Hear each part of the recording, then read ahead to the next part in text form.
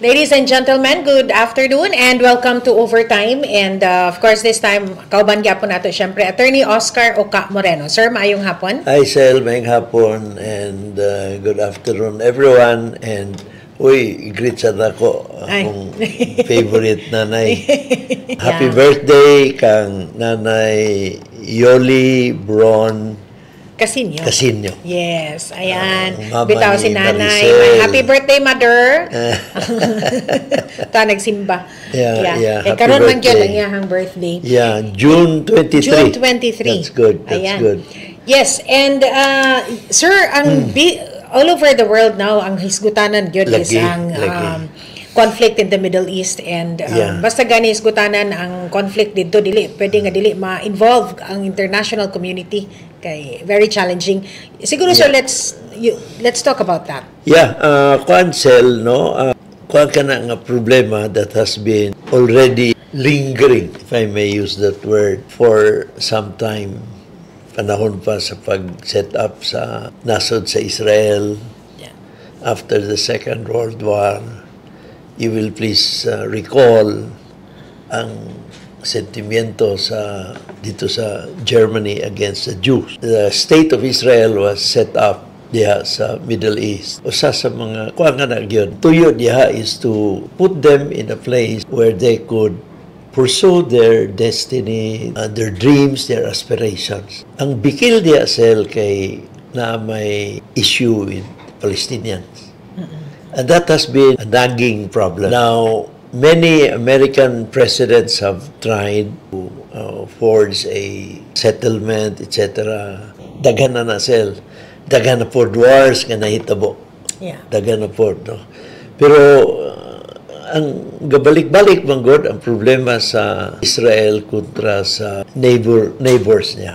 Hamas, sa Gaza, Lebanon Hezbollah, and then bisang gani sa Syria. But over the years, over the past 20 years siguro or so, nag-emerge ang Iran as the leader of kining mga grupo against Israel. Nag-emerge ang Iran so that ang Iran had sila mga proxies.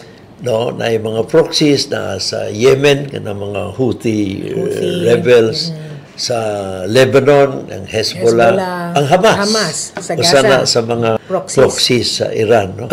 Munang ang Iran has gathered na nagka-problema biya ang Iran against the US. Remember to si Ayatollah Khomeini niya to. Ang Iran had isolated itself from the rest of the world. Although di magid sad mapasagdan ang Iran kay Iran is a huge country in the Middle East. So no, dili sad masayon-sayon. And grabe sad ang grabe sad ang support sa Iran even from outside Iran. Kana lagi yung mga proxies nila. But anyway, ang Iran had started to develop kanang mga nuclear weapons, no?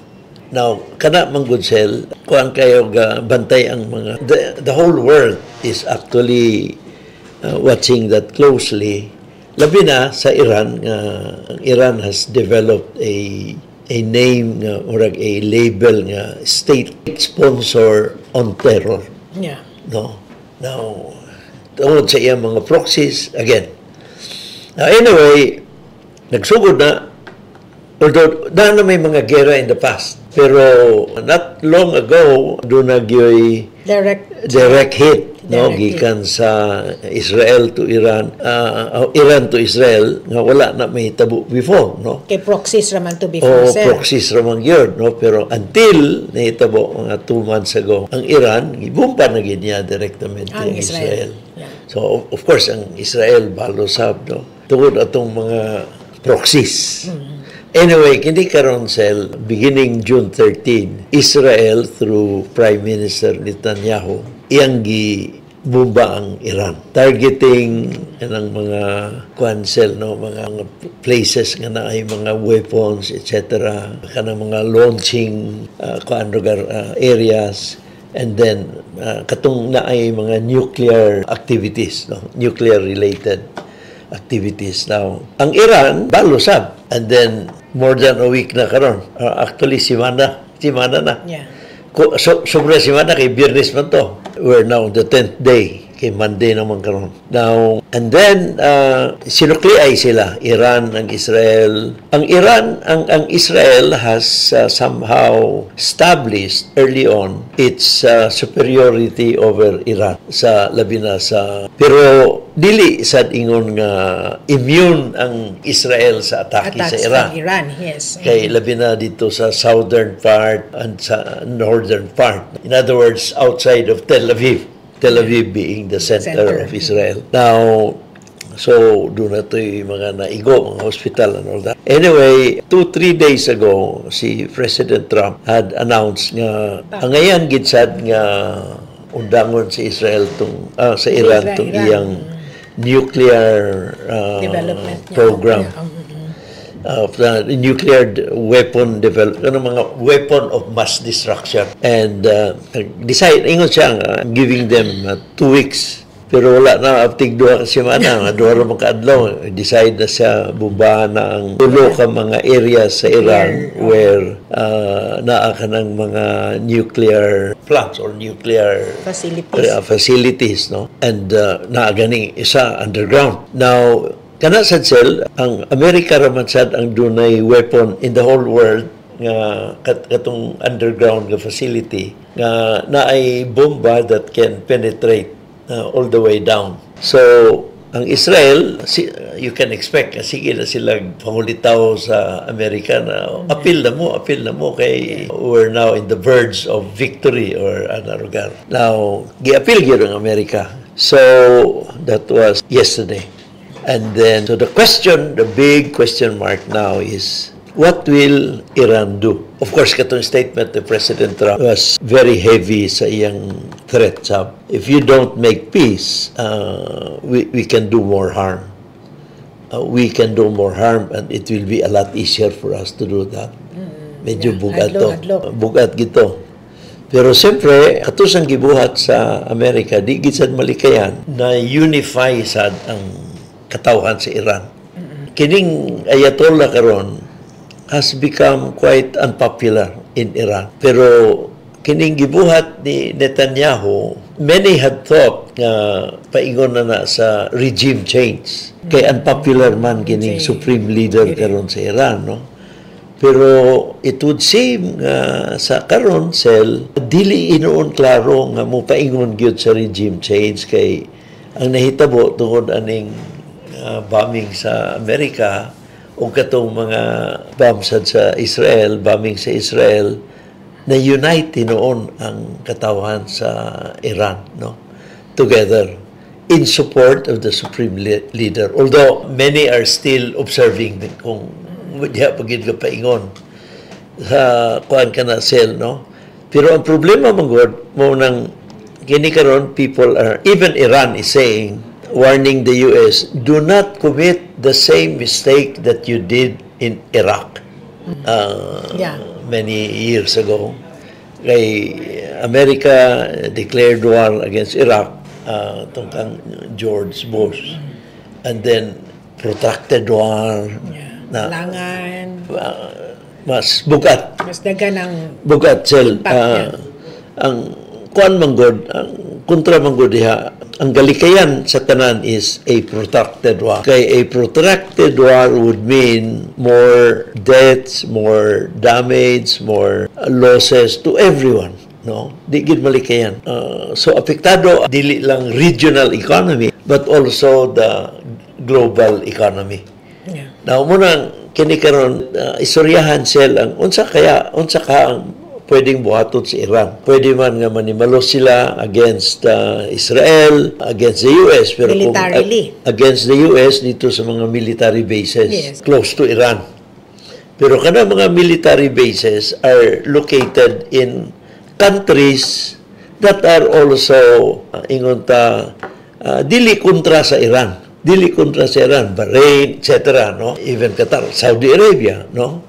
Now, munang problema diha og bumbahon sa Iran ang mga military bases sa US in these areas, basig mo react sad ning mga nasod where the bases are, no?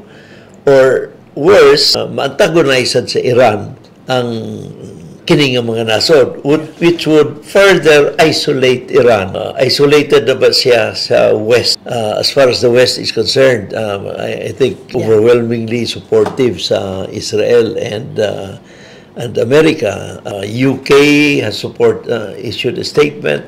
Australia nag-issue statement.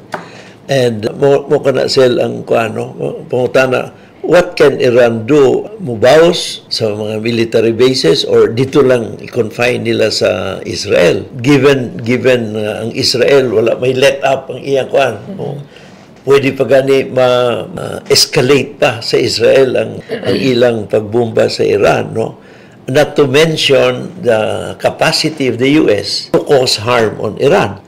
Simba ko unya og tinuoron sa US katong iyang threat nga if you don't make peace, there'll be more harm that will come your way. It will be a lot easier for us to do that. No?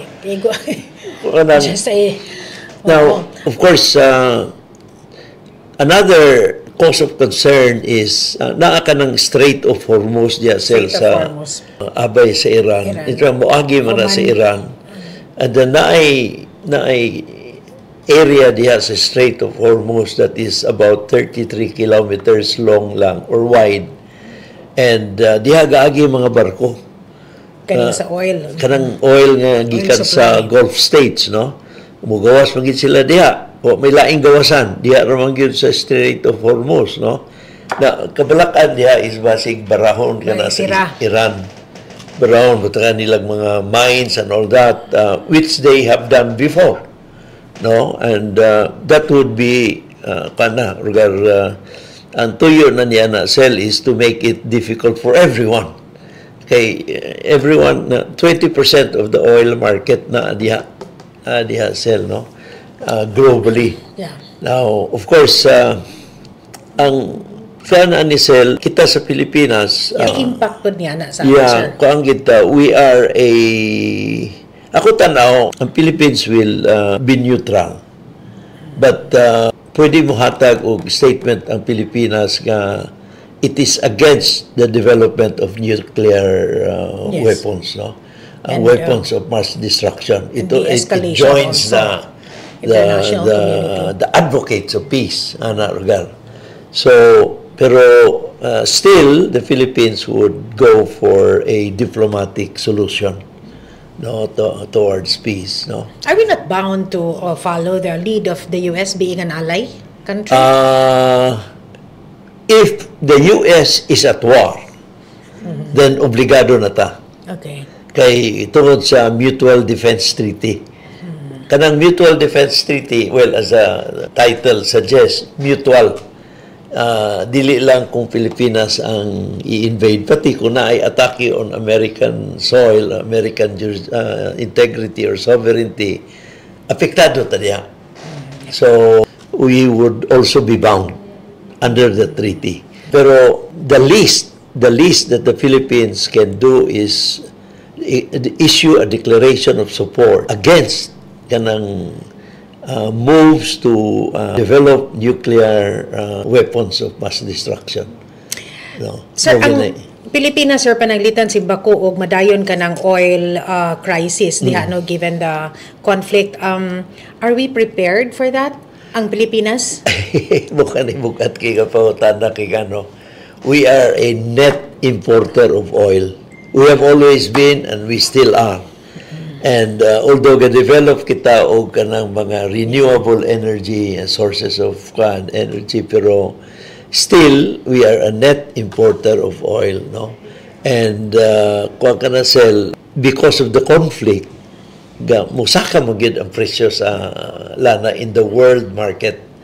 And di lang musaka, pwede pa na musaka pa further, especially kung naanay disturbance sa Strait of Hormuz. Yes. Especially kung naanay shooting war between Iran and the military bases in the Gulf states, no? Medyo bikil yun, no? And kung dili masettle ang conflict, and then ang second question is, makaya ba sa Iran?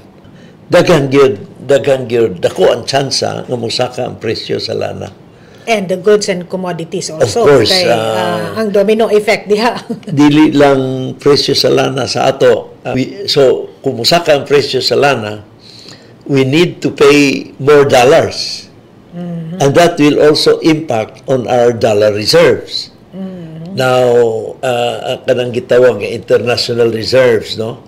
Now, usa ka na sa mga economic factors that affect the economy of our country, ang atong international reserves. Ideally, ang atong kanang international reserves mo ning mga currencies, foreign currencies, dapat that should be enough to cover mga payables nato in foreign currencies. Pero alkansiya na siya. Alkansiya sa mga balayronon nato sa atong mga foreign creditors that are to be paid in foreign currencies, no? So, kung ma-deplete ang atong international reserves, then ang problema diya, Sel, we need to borrow. We need to borrow more dollars. No, now naamanggoy ko ana, Sel, ang atong borrowings. In fact, ako na biya kayong borrowing sa atong nasod, no? Trillions na. No, and I think the country has managed to maintain a good combination sa atong local and foreign debts, no? Ang foreign debt below 50%, no? Naras mga 30 or even lower, which is good, no? Para dili maapektuhan ang atong ekonomiya whenever the dollar would gain strength over the peso. Mo man ang problema kung dako ang atong balayronon sa foreign currency. Kung dako, Sel, let's say karon 55 to 1, no? Assume lang nato. Si bakuon niya moabot og 60 pesos to $1. For the same amount of dollar nga atong balayronon, dili na 55 pesos ang atong kuhaos atong bulsa. Moabot tag 60, which means nagkuha tag 5 pesos more sa atong bulsa. That's an example sa dollar appreciation. Now, we need to pay more kay nagmahal man ang dollar. So, we need to spend more pesos. Now, mo na ang usa sa epekto, Sel, simbakuon niya kung atong international reserves would dwindle, no? Now, how? Pareho na nahitabo na itong 1980s. 1980s kay kato combination of factors, ang oil crisis mo to na Gulf War, and then ang problema sa Hong Kong, economic crisis sa Hong Kong, confidence crisis, and then sa ato sa killing of Ninoy, no? Economic and political crisis po, no? So much so nga grabe gito kay nga problema, Sel. Ang atong international reserves na ato pang mga balayronon sa oil price stabilization fund, etc., no? Yes, apektado gyud mismo ang atong central bank na alkansi, Sel, no? But anyway, mo na ang atong yung bantayan, Sel, na simbakuon niya kung ang international reserves nato ma-deplete, then we need to borrow more dollars. And as we borrow more dollars, remember kung ang global economy is also uncertain, remember, daghan po mga nasod nga gahulam gyapon og foreign currency.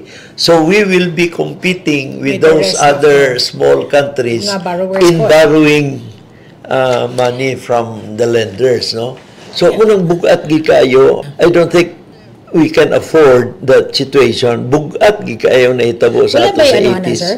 Resiliency measures for the country? Naaman, pero you can only do so much, no?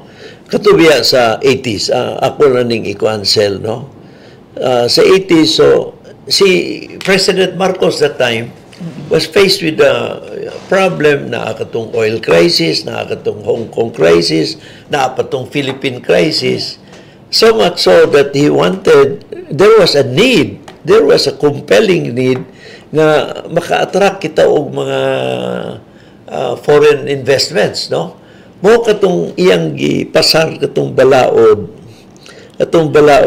sa mga foreign currency deposits nga in order to attract foreign currency deposits, gikuang gyud absolutely confidential ang mga deposits, ang foreign currency deposit accounts. In fact, ang confidentiality sa foreign currency deposits is a lot stricter than a confidentiality sa peso deposits. Kaya sa peso deposits, ang balaod is Republic Act 1405, whereas naay laing balaod on foreign currency deposits talking about confidentiality. Ang sa Republic Act 1405, absolutely confidential ang mga deposits, peso deposits, except na ay mga cases na ay written consent, etc., including impeachment. Pero sa foreign currency deposits, under the law, I think 6426, no, if I'm not mistaken, absolutely confidential gyud. Di gina may balaan. Walay way of looking into this deposit. That was precisely meant in order to attract deposits, foreign currency deposits into our country because of the depleting reserves that we have. Parehas lugar ng mga Swiss accounts, sir, nga grabe ka ang confidentiality. Ade, ang kuan sa Switzerland, sir, actually mas stricto ang ato. Oh, Mas stricto ang ato. No, actually sa anti-money laundering, mas stricto ang confidentiality rules sa ato. Although dito Switzerland kay safe haven man siya, pero dili lugar siya mag-tolerate pod sa mga money laundering activities. So kana lugar siya, sir, is one measure nga pwede ta makakon, but sa common Filipino, well, musaka ang presyo sa basic commodities, kay musaka ang presyo sa lana, and expected kanang unemployment rates ani, sir, nga musaka. Apektado gyud ang atong ekonomiya, ang atong GDP, ang gross domestic product, atong gross national product, kay daghan biya ang atong mga Filipino dito sa Middle East. Yes. Na kanang ilang mga remittances dako nagtabak sa atong ekonomiya, sel. Na kung inanakaroon dito sa Israel, sa Iran, kung magpa-repatriate sila, imbis nga padala sila kwarta, sila nang giuli, nawa na kwarta. Wala nga, ati manon pagid sila, no? Ati manon pa sila. Wala, dili sa yun sa ato. No, and atong gross national product will experience some slowdown. Atong gross domestic product certainly maapektuhan sa atong ekonomiya, and then of course atong borrowing level. Yeah. To the extent nga apektado ang atong international reserves, we need to borrow more dollars, no, or more foreign currencies, and if we do that, gamay nga diferensya, gamay nga appreciation sa foreign currency, apektado ang atong peso, apektado ang atong ekonomiya. Yeah. So, kana siya, sir, at abangan nato na siya, but I don't know how the Philippines should brace for that. Yeah. Kung lugar, less dependent on others. Kinahanglan mo gina estratehiya nato, less dependent on others, and make sure nga ang atong basic industries can withstand, no? Agriculture. Doon ko sa imo, sir, ka nag-farming na raba ka karon. Dili bito. Karon na resiliency measure. Gapalit patag bugas sa tihod sa padya, gapaliton nato. Mo nang kuan kana sell, we cannot continue buying basic commodities from other countries, no? Kinahanglan kanon ginato pangita paagi to develop our own na agriculture. I would bet on agriculture pagyapon. And then of course kana dunay kuan ana mahitabo nga serious realignment sa national strategy. Kay siyempre kung kanon natong agriculture, ati manon natong irrigation, yes, ati manon nato ang post-harvest facilities, ati manon natong mga agriculture mga inputs, mga support services. Ang basic priorities karon, sir, unsay tan-aw nimo sa national government nato? Do you think ang ilang priority ba karon nakahaom sa kining gikinahanglan nato in preparation for a crisis? Akong tan-aw there should be more focus on agriculture. Okay. Bisan sa local government. More focus on agriculture, and at all times in peacetime or in wartime, education still is key. Education, ayaw gyud muning mas importante nung karon mga bata, focus gid sila sa edukasyon. Kay kana pang long term gid na sel, no? So importante sa atong nasod kung gyud and then of course limit graft na corruption. Yeah. If not eliminate that, no? Kung gyud ni regard this is a very difficult situation. And ang hadlok magud na ang impact sa ordinary people, of course, sir. Of course. Layo naman to, pero what will it, sa ang ato? kuan diha sel, ang bugat diha is simbakoon niya og maglisod ang gobyerno pag-address kuan na din spiraling nga mga problema. Kanang impeachment, let it take its natural course, no? Lugar ang issue man gud diha is accountability. Akong tanaw dili man sayon nga mga convict si Vice President Sara, no? So kuha ka na, lugar, unless of course na ay irregularity, and that's another story altogether, no?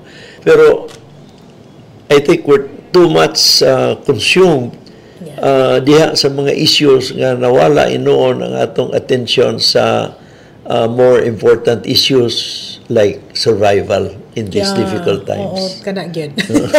Actually, kana gyud, sir.